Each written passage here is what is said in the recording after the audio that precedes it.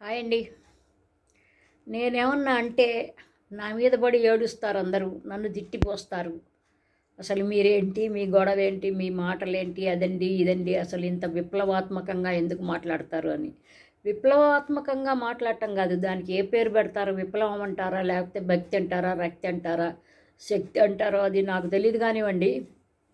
భక్తి అనే పేరుతో అడ్డమైన పనులు చేయించి మన మీద రుద్ది పడేస్తున్నారు ఈ సనాతనవాదులు అని చెప్పుకున్న. సనాతనం ఏం సనాతనమో అది నాకు అర్థం కావట్లేదు. అంత పనికి మాలిన పర్థం లేని మాటలన్నీ కూడాను. ఎందుకంటే ఇప్పుడు ఈ అడ్వాన్స్డ్ యుగంలో కూడాను ఇట్లాంటి మాటలు మాట్లాడుతున్నారు. వీటిని మనల్ని రాతి యుగంలోకి తీసుకుపోతున్నారు అనిపిస్తుంది. ఈరోజు ఒక వీడియో ఒక రీల్ అండి నా కంట పడింది. అదేంటంటే ఒక మనిషి గోవు అదే ఆవు పేడ రాసేసుకుని ఒంటి నిండా ఆవు పేడ రాసుకున్నాడు. తర్వాత గోమూత్రం అంతా కూడాను దానిలో కలుపుకున్నాడు. మొత్తం బాగా లేపన చేసి రుద్దుకుంటున్నాడు. అది ఒకటి అయిపోయిందా, తర్వాత మట్టిలో పడి దొర్లుతున్నాడు. ఇవి రెండూ చూస్తుంటే నాకు నిజంగాను నాకు నా ఒళ్ళంతా కంపించిపోయింది, భయంతో కంపించిపోయింది అనమాట. ఏదో గగురుపాటు ఏదో గూస్ బంప్స్ అవలా భయంతో కంపించిపోయింది. ఎందుకంటే ఆ గోమూత్రము ఆవు పేడ ఇవన్నీ ఒక తినాలి తాగాలి అంటారు. ఒక మనలాంటి ఒక జీవి విసర్జిస్తుంది. గోమూత్రం కావచ్చు, ఆవు పేడ కావచ్చు. వాటిని మనం ఆ మూత్రం తాగటం ఏంటండి నాకు అర్థం కాదు. ఆ మూత్రం అది విసర్జించింది అంటే దాని శరీరానికి అవసరం లేనిది విసర్జించింది. అవి తాగటం ఏంటి అసలు? అది తాగి మొరార్జీ దేశాయ్ తాగాడు, ఆయన తాగాడు, ఈయన తాగాడు, మీరు కూడా తాగండి, మనం కూడా తాగుదాము, నేను కూడా రోజుకి 10 చెంచాలు తాగుతాను, పొద్దున్నే నిద్ర లేచి ఇవి అంతే అడ్డమైన మాటలు వింటే అసహ్యం పుడుతుంది నాకు. ఎందుకంటే మనం ఎక్కడ అసలు జంతువుల కంటే కూడా హీనంగా మనం బతుకుతున్నామేమోనని. వాడెవడో ఒకడు రీల్ చేశాడు.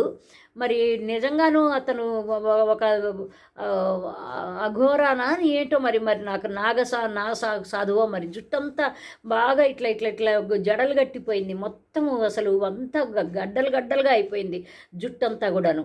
తర్వాత అతను ఆవు పేడ రాసుకుని ఆ గోమూత్రం తాగి గోమూత్రం ఒళ్ళంతా పూసుకున్న తర్వాత అదొకటైపోయిందా, తర్వాత వెంటనే మట్టిలో పడి దొర్లుతున్నాడండి. ఆ మట్టిలో పడి దొరలటం ఏంటి అసలు?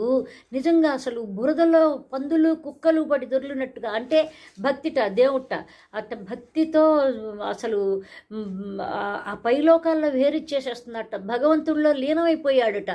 అంటే దానికి కామెంటరీ చెప్తున్నాడు అనమాట అతను చేసే పనులన్నిటికీ కూడాను. ఇది మన సనాతన ధర్మం, ఇది మన కర్మభూమి, ఇది మన కర్మ, మన యోగము, మనం ఎంతో గొప్ప పుణ్యం చేసుకుంటే కానీ ఇండియా ఇట్లా మట్టిలో దొరలటానికి ఎన్నో పేడ పెంటలు పూసుకుంటానికి ఉచ్చదాగటానికే అండి మనం ఉండదు.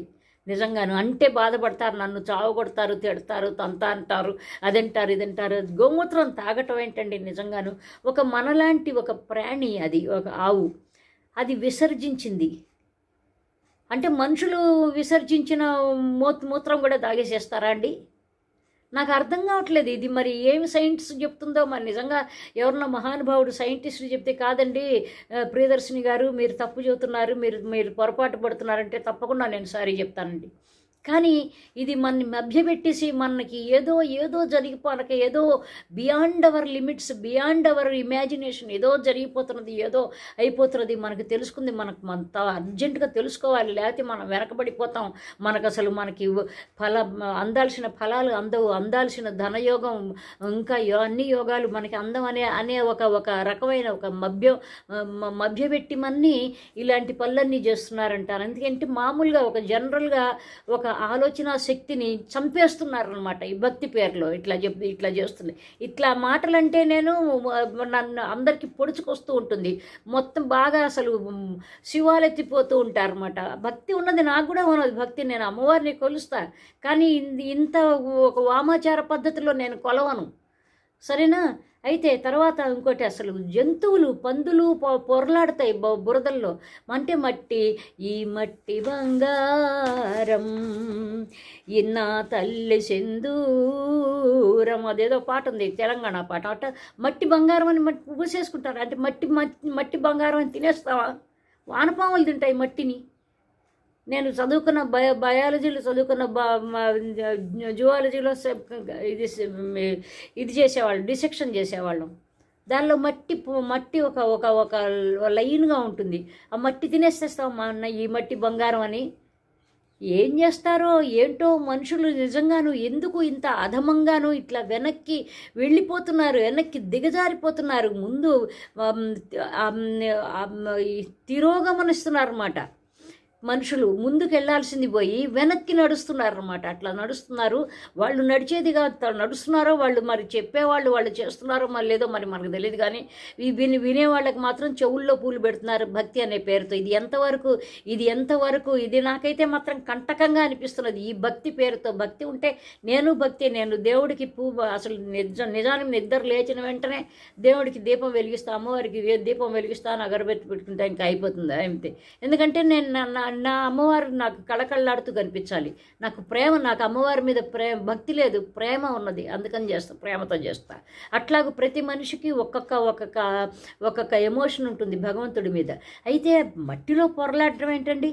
అసలు ఇష్టం వచ్చినట్టు నేను తమ్నెల్లో పెట్టింది చూడండి. మీకు కుదిరితే కనుక అఘోరాల పేరుతో, అసలు అఘోరాలా కాదో మనకు తెలీదు.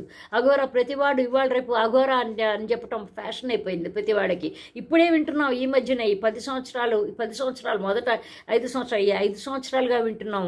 మోదీ గారి పుణ్యం అంటూ రెండోసారి ఆయన ప్రధానమంత్రి అయిన తర్వాత వింటున్నాం. వీళ్ళందరూ రెచ్చిపోతున్నారు. ఇదంతా కొంచెం దేశానికి అరిష్టం అయిపోతుంది ఇట్లాంటి భక్తి ఎక్కువ అవటం అనటం వల్ల అని అనిపిస్తుంది. మీరేమంటారో నాకు కాస్త అర్థమయ్యేలాగా చెప్తే నేను అర్థం చేసుకుంటాను. నాకైతే అర్థం కాలేదు. ఈ బురద పూసుకోవటం, మట్టి పూసుకోవటం, లేకపోతే ఆవు పేడ ఒంటి మీద పూసుకోవటం, లేకపోతే ఈ గోమూత్రం తాగటం, ఇవన్నీ కూడా నాకు అర్థం కాలేదు. నిజంగా ఒకవేళ మీకు కనుక అర్థమైతే కనుక నాకు చెప్పండి, నేను అర్థం చేసుకుని నేను కూడా బాధపడతాను. ఇంకో మంచి టాపిక్తో మళ్ళీ కలుద్దాం. బై అండి, లవ్ యూ ఆల్, బై.